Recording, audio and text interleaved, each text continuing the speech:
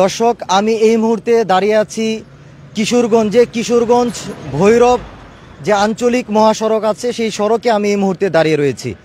আপনারা জানেন যে আওয়ামী লীগের ডাকা যে লকডাউন কর্মসূচি ঢাকায়, এই কর্মসূচিকে কেন্দ্র করে কিন্তু কিশোরগঞ্জে সার্বিক পরিস্থিতি আপনাদেরকে জানাতে চাই।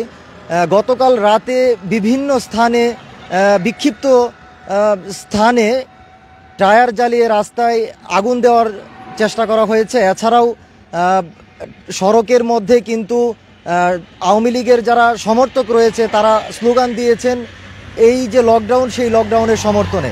এই মুহূর্তে আমি যে সড়কটিতে দাঁড়িয়ে রয়েছি সেখানে আপনাদেরকে একটু দেখাতে চাই যে আসলে যানবাহন যে চলাচল করছে, বিশেষ করে সিএনজি, অটোরিকশা সহ প্রতিদিন যে যানবাহনগুলি চলাচল করে সেটি দেখা যাচ্ছে। তবে আমি সকাল থেকেই কিন্তু এই সড়কটিতে রয়েছি।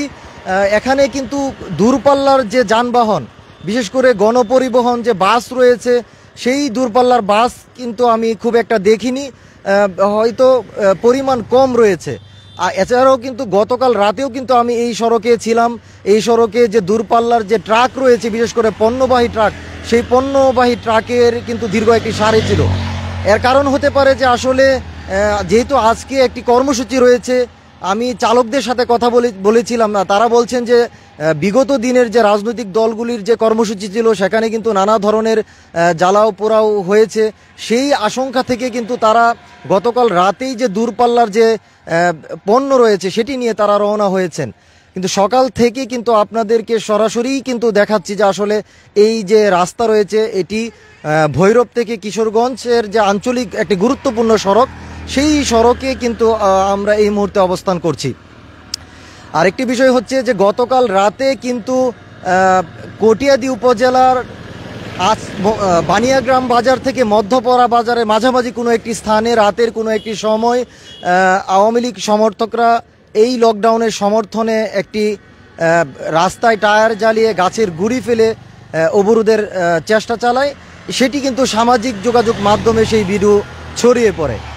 এছাড়াও কিশোরগঞ্জের পুলিশের পক্ষ থেকে কিন্তু তল্লাশি জোরদার করা হয়েছে। বিশেষ করে সেনাবাহিনী, পুলিশ সহ অন্যান্য যে বাহিনী রয়েছে তারা নিয়মিত যে টহল, সেই টহল কিন্তু জোরদার করা হয়েছে। আরেকটি তথ্য হচ্ছে যে কিশোরগঞ্জের কটিয়াদী উপজেলার লোহাজুর ইউনিয়নের রাতে একটি মশাল মিছিলের একটি ভিডিও সামাজিক মাধ্যমে ছড়িয়ে পড়ে।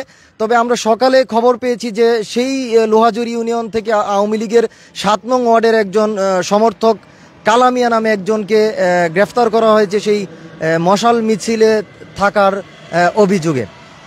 এছাড়াও কিন্তু কিশোরগঞ্জের যে ভৈরব কিশোরগঞ্জ রেল লাইন রয়েছে সেখানে সকালে একটি টায়ার জ্বালিয়ে বেশ কয়েকজন সমর্থক অবরোধের লকডাউনের সমর্থনে মিছিল করেন। সেই ভিডিও কিন্তু সামাজিক যোগাযোগ মাধ্যমে ছড়িয়ে পড়ে। তো এখন পর্যন্ত কোথাও কোনো ধরনের অপ্রীতিকর ঘটনা বা বিক্ষোভ বা এই ধরনের খবর পাওয়া যায়নি। পুলিশের টহল জোরদার করা হয়েছে। এছাড়াও নানা ধরনের যে নিরাপত্তামূলক যে ব্যবস্থা সেটিও কিন্তু জোরদার করা হয়েছে। তো সব মিলিয়ে আসলে আমি এই মুহূর্তে যে সড়কটিতে দাঁড়িয়ে আছি সেটি দেখতেই পাচ্ছেন যে আসলে যানবাহন চলার যে পরিস্থিতি, এই ছিল আসলে কিশোরগঞ্জে সবশেষ খবর।